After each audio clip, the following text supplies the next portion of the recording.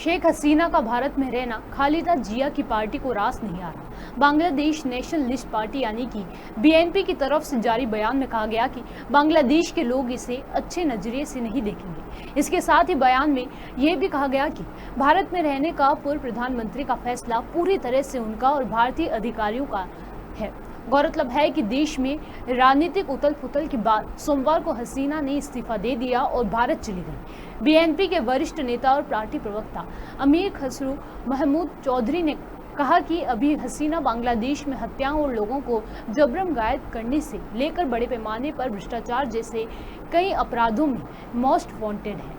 BNP की सर्वोच्च निर्णय लेने वाली स्थायी समिति के सदस्य चौधरी ने कहा कि ये खुद हसीना और भारत सरकार का निर्णय है कि उन्हें पड़ोसी देश में रहना चाहिए या नहीं।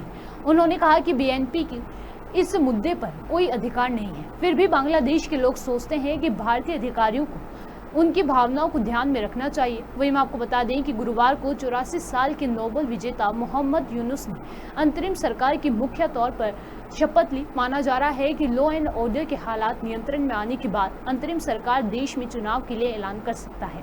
बीएनपी के पार्टी प्रवक्ता अमीर खसरू मोहम्मद चौधरी ने कहा कि बांग्लादेश के लोगों को लगता है कि भारतीय अधिकारियों को उनकी भावना का ख्याल रखना चाहिए। बीएनपी के उपाध्यक्ष अब्दुल अवल मिंटू ने भी ऐसी ही राय जताते हुए कहा कि बेहतर होता कि हसीना भारत नहीं भागती।